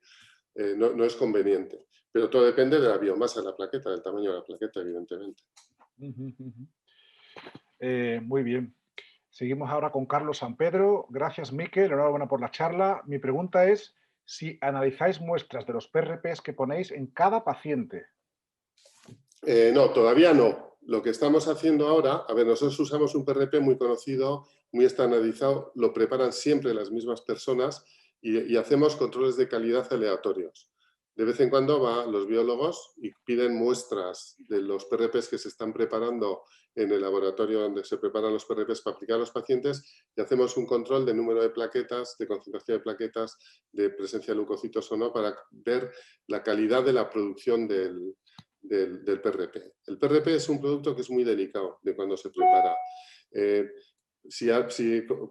Os pongo un ejemplo, has acumulado pacientes, sacas sangre a varios pacientes, haces un centrifugado y sacas los tubos de la centrífuga, los pones en un portatubos, metes otra sangre a centrifugar y tardas más de 20 minutos en hacer la separación del plasma, has perdido todas las plaquetas. Ese PRP va a ser muy poco eficaz, mucho menos eficaz. No pierde su eficacia total, pero va a ser menos eficaz. O sea, hasta el tiempo de cuando preparas y cómo influye en el resultado final. Entonces, lo que hacemos nosotros es un control de calidad de la preparación del plasma antes de aplicarlo a los pacientes. Para que sea siempre independiente de las manos del que lo prepara. Muy bien, muy bien. Vale. Pregunta un espectador anónimo Miquel, si son compatibles la clasificación publicada en 2020 con el MIBO Guidelines. ¿Cuál es ese? No sé. No sé. ¿MIBO, alguien sabe, algún asistente que es el MIBO Guidelines, las guías de...? El MIBO no sé qué es el MIBO. Si lo puede decir el espectador anónimo que nos ha presentado. Seguimos mientras y que lo escriba si quieres. Lenin Fabián, buenas tardes. ¿Mediante qué proceso podemos enriquecer en leucocitos nuestro PRP? O bien podemos retirarlo. Bueno, retirarlo supongo que no cogerlo, ¿no? Pero ¿cómo se puede enriquecer con leucocitos el PRP, Miquel? Bueno, a ver, si hay sistemas automáticos, ¿cómo es eso? No se puede decir nombres por publicidad, pero bueno, hay sistemas automáticos que preparan un PRP, que es el PRP, que es un concentrado leucoplaquetario, en el que coges todos los leucocitos y las plaquetas, que normalmente son los productos que tienden a ser rojos, o naranjas o rojos. Ahí coges el Buffy Coat, que es todo el concentrado de glóbulos blancos, lo mezclas con las plaquetas. Lo que nosotros consideramos, salvo excepciones, o sea, habitualmente no está indicado coger leucocitos y hacemos un PRP puro, solo concentramos plaquetas. Entonces tenemos mucho cuidado de no aspirar plaquetas en nuestra preparación. Por eso hacemos una preparación manual y no automática con una máquina que lo separa automáticamente. No aspirar leucocitos, quiero decir. No concentrar leucocitos. Eso, muy bien. O sea que, vale. Fundamentalmente tu número puede ser el 420011, Miquel, que lo has dicho antes. Claro. Sí, No, 42 no. 24. El número es plaquetas en sangre. Eso es. Entonces puede ser 12. Vale. O 13. Vale. Y luego ya 00, 11. Vale. Perfecto. Yo sigo tus pasos. Vale. Ignacio Dallo, desde Argentina. Justo una cosita. En la diapositiva que tienes, tus últimos códigos es 01. Sí. Si pones 1, es que lo has activado. Sí. Sí. Siempre tiene que ser 11. Siempre. Sí, o 10. Vale. O 00. Perfecto. Ignacio Dallo, desde Argentina, que ahora está en Milán, por cierto. Saludos, Ignacio. Felicita a los organizadores y a los disertantes. Y le gustaría saber si el doctor Miquel Sánchez tuvo alguna complicación con alguna infiltración intraósea. A ver, nunca se puede hacer, nunca. Es excepcional. Los casos que hay una condrocarcinosis aguda o una condrocarcinosis importante en una rodilla, puedes tener sinovitis aguda con dolores que duren una semana y provocar un derrame articular muy turbio, que es estéril, pero con muchos leucocitos, que a veces tienes que evacuarlo y que al final remite y el resultado final sigue siendo igual de bueno. No entorpece el resultado final. Ese es lo más frecuente que he podido tener. Vale. Ya que estamos, aprovecho para esta pregunta. ¿El PRP intraóseo siempre lo haces guiado por fluoroscopia o alguna vez lo has hecho por ultrasonidos? No, lo hacemos ahora, ya es excepcional, que en rodilla y cadera ya normal no lo hacemos por ultrasonido, con fluoroscopia, hacemos siempre por ultrasonidos. Ah, o sea, que lo Con hacéis siempre. localizamos la entrada, hemos estudiado la inclinación del trocar, cómo tiene que ir y tal, entonces localizamos la línea articular, y cómo inclinamos el trocar y la profundidad de introducción que hay que hacer. Y ahora lo hacemos con ultrasonidos, pero eso lo presentamos en el TOBI hace 2 años. Y en las prácticas en cadáver y tal era mucho sobre esto. Qué bueno. ¿Qué tipo de trocar usáis, Miquel? Ahora estamos usando las pistolas de Teleflex, que es ya lo conoces, ¿no, Pedro? Es como un taladrito que clava una aguja, pero si no, utilizamos me parece que es de 13 GGs, los trocas que usamos. Sí. Los manuales, sí. Vale, de 13. Pero hacemos todo más instrumentalizado. Perfecto. Muy bien. Seguimos con Gorka Nor. Enhorabuena, Miquel, y organización brillante. La edad parece un factor importante por lo que has explicado. ¿Tiene sentido pensar en PRP de parientes jóvenes para pacientes mayores y estandarizarlo o añadirlo al código? Sí, ese es el futuro. Es el futuro que todavía no está porque ahí desde el punto de vista regulatorio es muy complejo y entra en otro proceso ya necesitas estar en un banco de sangre, es otro tema más complicado. Pero evidentemente que sí, que hay. Ahora estamos, dentro de los trabajos que estamos llevando a cabo, estamos buscando las diferencias que hay entre los pacientes muy buenos respondedores y muy malos respondedores. A ver si encontramos qué proteínas difieren, si son los receptores de membrana los que están implicados. Y bueno, y entonces podremos saber si el plasma de los pacientes muy buenos respondedores es más cerca de los plasmas jóvenes o si los plasmas de los muy malos respondedores tienen un déficit de proteínas diferente provocado por la vejez. Pero hay jóvenes que son malos respondedores también, o sea que hay más factores implicados que estamos estudiando. Oye, pero me parece esto muy interesante. ¿Estamos hablando de poder usar la sangre de algún paciente para ponérselo en otro? Sí, pero es un tema que entras en lo halogénico y entras en todo el tema de las transfusiones. Vale. Entonces, transmisión de enfermedades y tal, lleva otro regulatorio que no tiene que ver y hoy por hoy solo lo puedes hacer pidiendo permiso específico en la Agencia Española del Medicamento. Ajá. Solo lo puedes hacer en caso, pues a ver, nosotros lo hemos hecho un par de veces, en casos de pacientes que tienen enfermedades importantes que contraindiquen la utilización de un PRP y que hagamos un tratamiento quirúrgico. Entonces le tienes que poner un PRP para ayudarles a mejorar, pero no puede ser su PRP. Entonces hemos pedido permiso a la Agencia Española de Medicamento para que nos dejen de utilizar PRP de un hijo o de un familiar. Ah, qué interesante. Pues desconocía eso, Miquel. ¿Tenéis publicado algo o vais a publicar algo al respecto o todavía está Ahora estamos terminando el análisis de un grupo muy importante de pacientes de buenos y malos respondedores. Además va a ser un análisis genético, un análisis de proteínas de sus plasmas, de su sangre y tal. Es un estudio muy complicado, llevamos años ya y ya empezamos a tener los resultados. Bueno, cuando lo sepamos, el final, eso se publicará, claro. Bueno, la verdad es que igual podemos llegar a definir un poco cuál es el paciente ideal y el plasma ideal. No dejas de sorprendernos, Miquel y tu grupo. Son muchos años. Pero hombre, esto nació con el siglo. Esto no tenía ni idea de esto, te soy sincero, ¿no? De poder utilizar el plasma de alguien para un futuro alguien. Ya esto lo quiero enlazar con un tema candente. Te he llamado varias veces durante la pandemia y me dijiste que estabais haciendo estudios del tema de biológicos PRP para el COVID. ¿Qué utilidad qué habéis hecho? ¿Habéis podido aportar algo? ¿Algún estudio? para ayudar a la gente. Ahora hemos escrito un artículo que está en fase de corrección por los reviewers. Ajá. Sobre conseguir nebulizar el plasma para aplicarlo dentro de los alveolos. Nebulizar el plasma. Sí, nebulizar el plasma. Y hemos visto en cultivos celulares que no perdemos nada de eficacia. O sea, el plasma nebulizado y luego lo licúas para hacer los cultivos, no perdemos nada de eficacia biológica. Entonces puede tener su interés, no en el tratamiento de la fase aguda del que se va a morir, pero sí en el tratamiento de evitar secuelas de fibrosis pulmonares y tal, puede tener muchísimo interés. Parece ciencia ficción. Juan Ayala, ¿qué te parece esto? Pues yo estoy alucinando, ¿eh? Di algo. Pedro, bueno, yo alucinando es poco, pero bueno, conociendo a Miquel y sus inquietudes, lo bueno de la gente, así como Miquel, da igual los años que cumpla, que no son muchos, pero que tengan esas inquietudes y que nos arrastren al resto es algo admirable.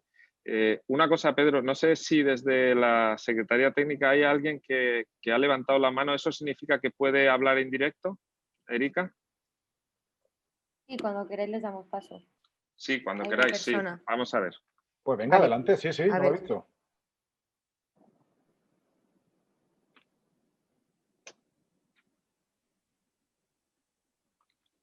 Hola, Tatiana. Sí, Tatiana, adelante. Tatiana, te oímos.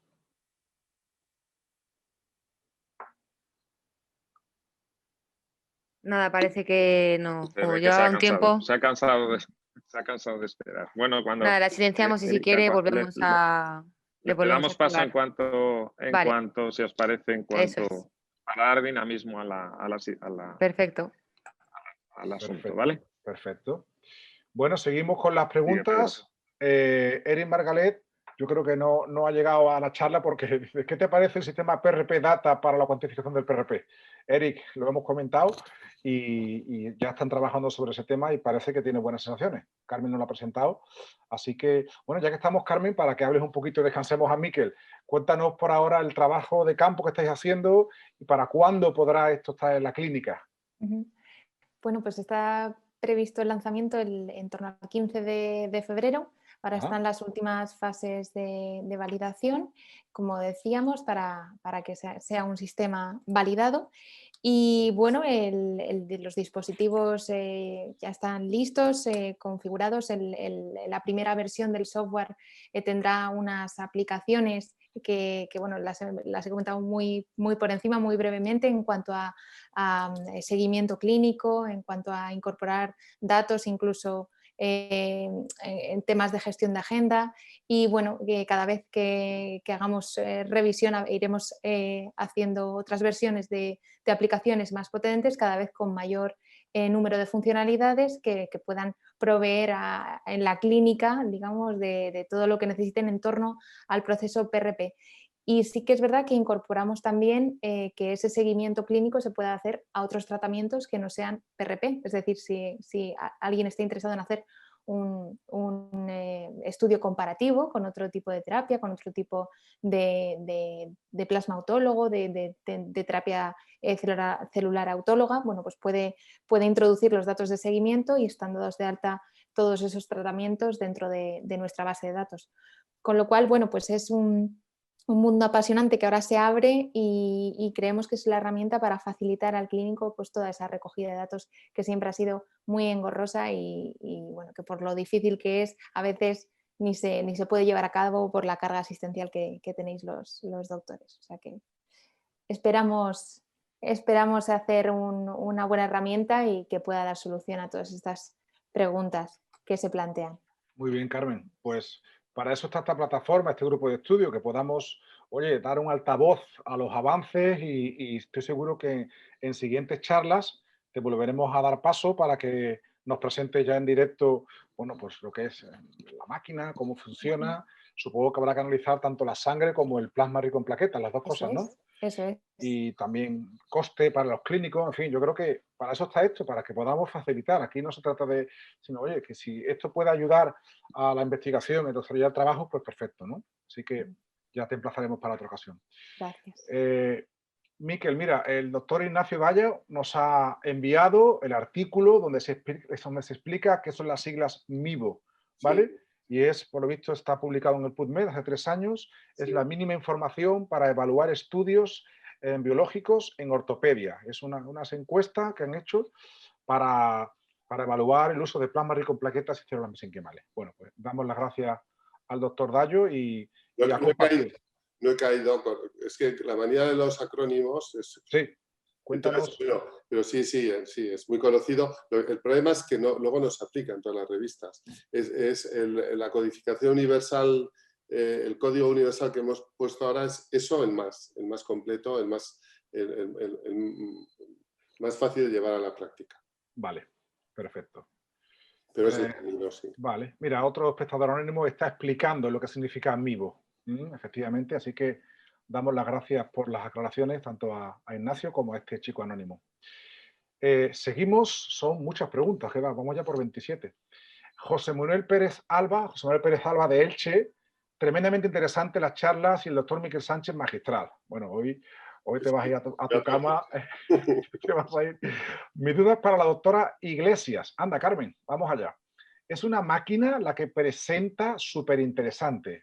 A nivel precio, han dicho que puede ser implementada en una clínica o un hospital para la clasificación y realizar estudios clínicos. Gracias. Pues sí, esa pregunta está ahí. Cuéntanos. No sé si tienes ya alguna información al respecto. Bueno, yo llevo más la parte técnica, la parte comercial siento decir que no tengo información. Sí que es verdad que en la página de PRP Data podéis entrar al formulario y solicitar un poco más de información y bueno, podrán daros respuesta. En principio sí, lo que está planteado es un sistema que sea abordable para cualquier consulta o clínica que pueda instalarlo y pueda ponerlo en marcha para llevar a cabo pues toda esta sistemática, o sea que será algo adaptado a la clínica. Vale, bueno, pues en breve nos lo presentas, ¿eh? Vuelve Eric otra vez. Pedro, sí he estado desde el principio, pero quería saber qué opinión le merece a Miquel en su experiencia. Bueno, pues Miquel, cuéntanos, tú ya has probado el PRP Data, ¿qué te parece? No lo hemos probado. Todavía no hemos podido probar el aparato. A ver, el plan que tenemos es cuando lo podamos disponer de él, es comparar cómo mide ese aparato con lo que hacemos nosotros y luego ver cómo funciona. La pinta es buenísima, si no, no lo hubiéramos recomendado. La pinta es buenísima, el aparato no va a medir mal las plaquetas, seguro. Y luego el concepto de poder tenerlo todo informatizado, y todo, yo creo que hay que hacerlo. A mí me ha parecido una idea, parece como si os hubierais puesto de acuerdo, ¿no? La clasificación y vosotros, pero es que habéis llegado en un momento oportuno, ¿verdad, Carmen? Porque es que es necesario, ¿no? Sí, sí, fue un desarrollo, la verdad que ha sido paralelo, sí que ha sido un desarrollo posterior, justo posterior a la clasificación y en cuanto la vimos, quisimos incorporarla, vamos, porque nos pareció el complemento perfecto y sí, ha sido un poco de casualidades y yo creo que es en el punto en el que estamos, ¿no? La necesidad que demanda la clínica actualmente y la respuesta que hay que darle. Muy bien. Miquel, mira, esta pregunta de Sergio Losco de Barcelona es interesante y va en relación a una pregunta que yo también te quería hacer. La voy a sintetizar las dos. Tú hablas de los códigos numéricos en abierto de 6 Ns, ¿vale?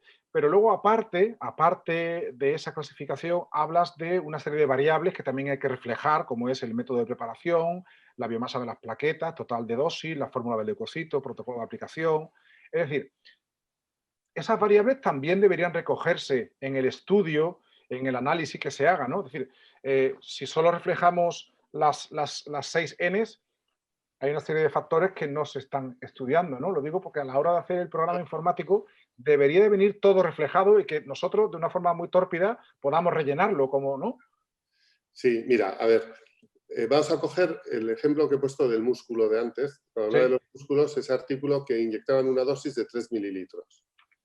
Vale. De un PRP. A ver, el sistema de clasificación universal codificada te responde al final qué PRP estamos poniendo.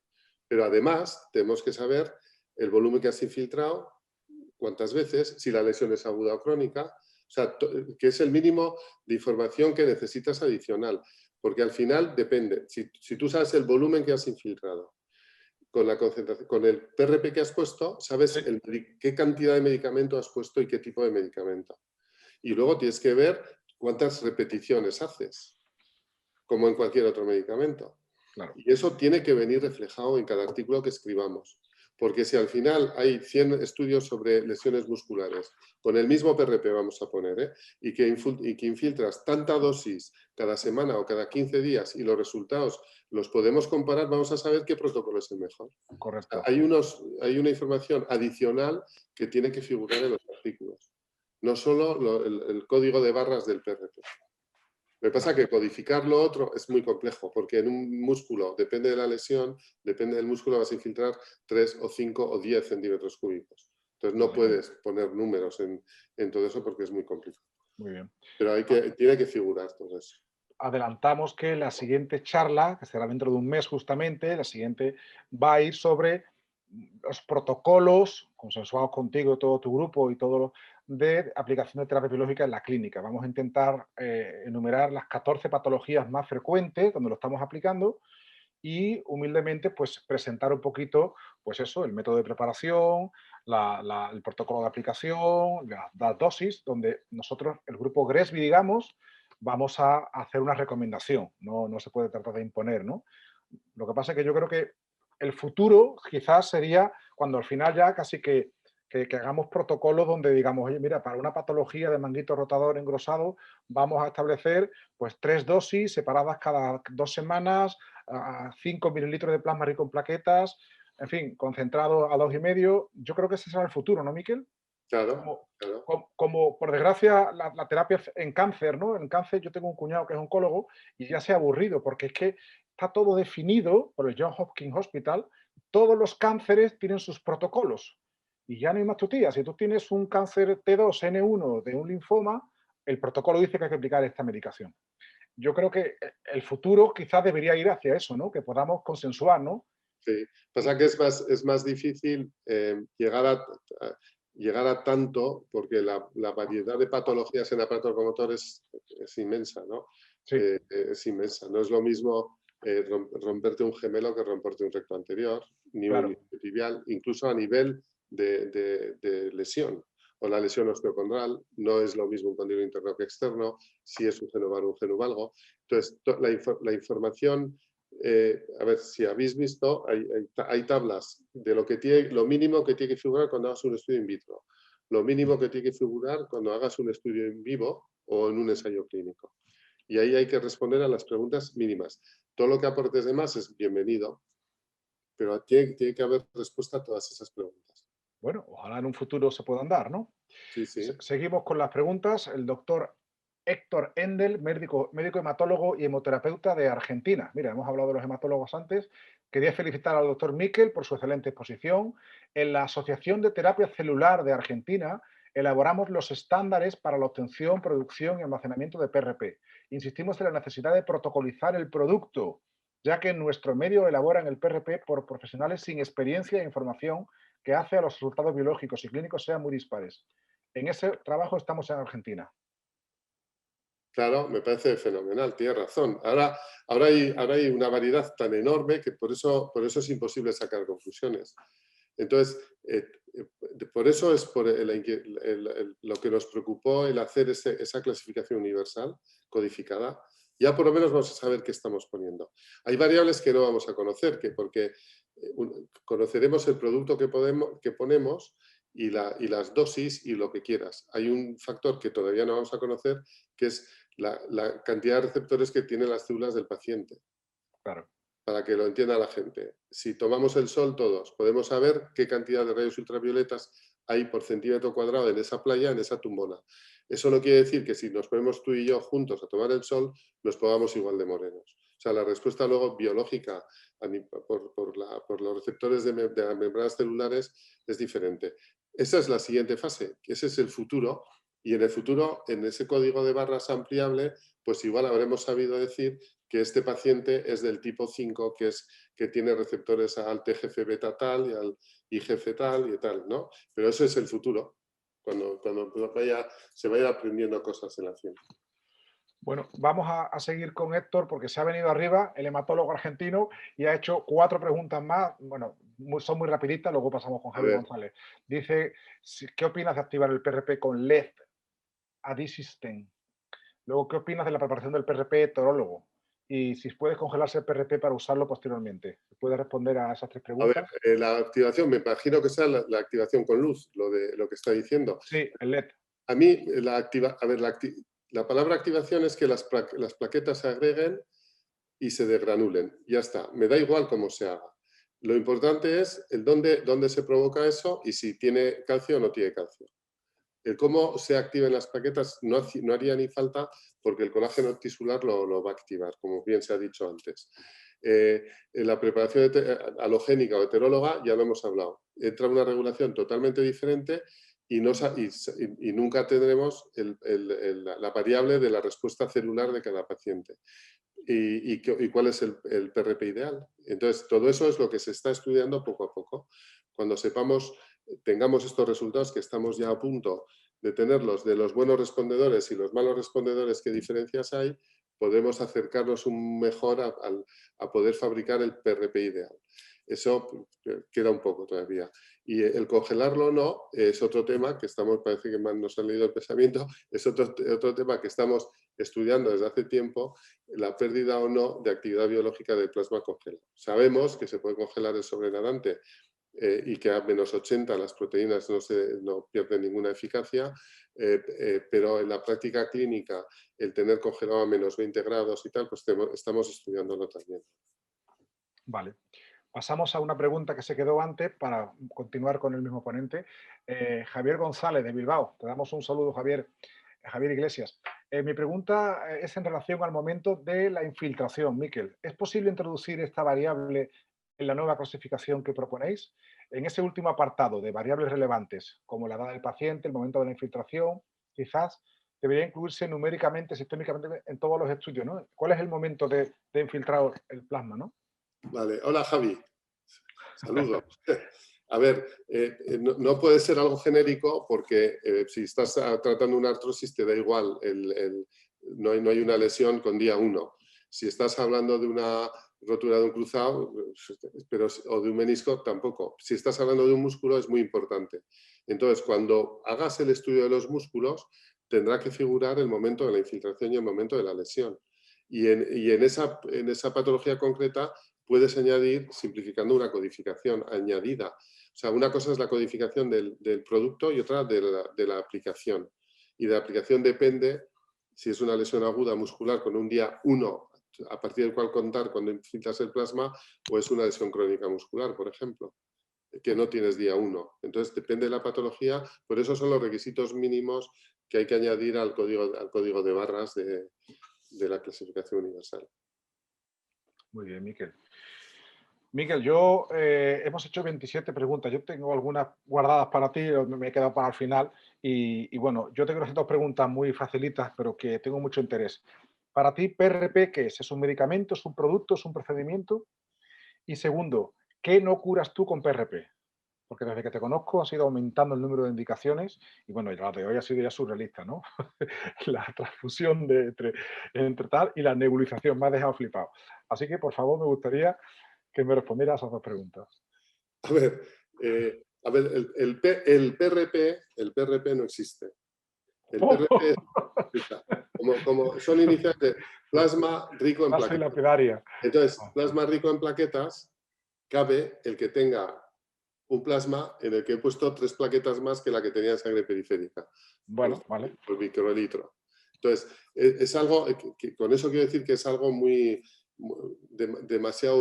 demasiado difuso. Genérico, sí. Entonces, el PRP es un proceso. Tú preparas un producto biológico que lo tienes que definir.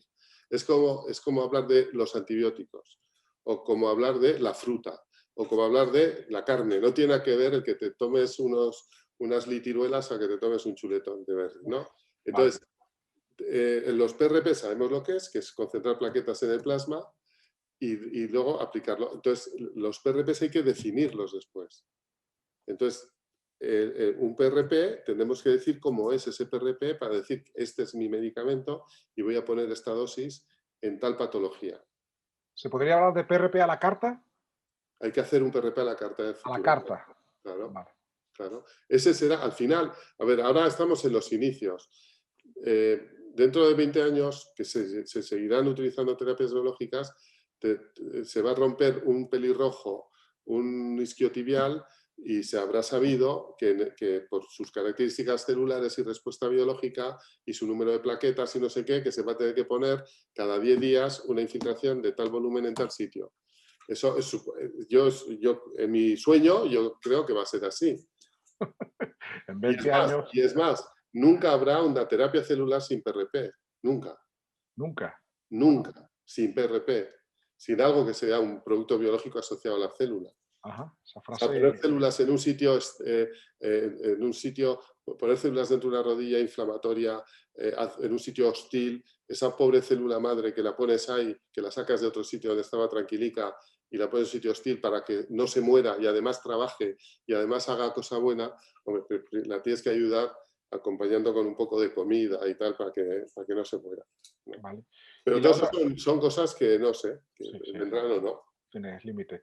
Y la otra pregunta que te hacía, ¿qué no curas tú con PRP? Es decir, ¿cuándo dices tú, mira, pues a usted le voy a operar? A ver, es el Porque otro tú eres tema. cirujano. Claro, si tú entras en buscar y en intentar entender cómo funciona un PRP, cómo se curan las células y qué hacen las células para curar algo, te das cuenta que no hay ningún invento en los PRP. Nosotros no hemos inventado nada. Claro, hemos curioseado en cómo funciona un poco la naturaleza de ese tema. Pero donde no llega la sangre, nada se cura. Por eso no se cura el cartílago. Si tú estás en un tejido isquémico, nos preocupa mucho que no sangre algo al final de una cirugía, porque no se va a curar. Entonces, donde llegue la sangre, en una lesión, el PRP lo va a curar. El problema está, el tema que aportamos es simplemente el cómo mejorar esa sangre y cómo aplicarla, para que lleguen más cosas al sitio. Cuando hablamos de nebulizar el plasma, ¿por qué se nos ocurrió? Porque casi la mitad de las plaquetas que tú y yo tenemos en nuestra sangre no salen de la médula ósea, salen del pulmón. El pulmón es el fabricante de la mitad de las plaquetas, de casi la mitad de las plaquetas que tenemos en el torrente sanguíneo. Pero no es que el pulmón las fabrique, es que el megacariocito sí que está en la médula ósea. Y los megacariocitos se sueltan y por el torrente sanguíneo van y llegan y se anidan en el pulmón donde van a fabricar plaquetas. ¿Por qué el pulmón fabrica plaquetas y no la nariz o la oreja? Pues algún motivo habrá. Y ahí es donde empezamos a enredar, a ver cómo funcionan las plaquetas en los virus, y hemos visto que la plaqueta es la primera célula de defensa cuando hay una infección viral. O sea, cuando tú tienes una gripe, la primera célula que coge el virus es la plaqueta, entonces la plaqueta se transforma. Bueno, hay toda una historia que lo hemos escrito y espero que se publique, que nos lo acepten para que se publique, estamos corrigiendo esto, que es muy interesante. Entonces, la plaqueta es un misterio, es la célula misteriosa, porque es la única célula que está 10 días en la sangre y se va afuera y nace otra. Y cada día es que hay cientos de miles de millones de plaquetas que tiramos a la basura y fabricamos nuevas. Es un gasto energético tan grande que algo muy importante tiene que tener. Todo lo puede curar la plaqueta. Frase para recordar. Bueno, Miquel, te hemos exprimido al máximo, te hemos sacado de la siesta, no sé si no duermes.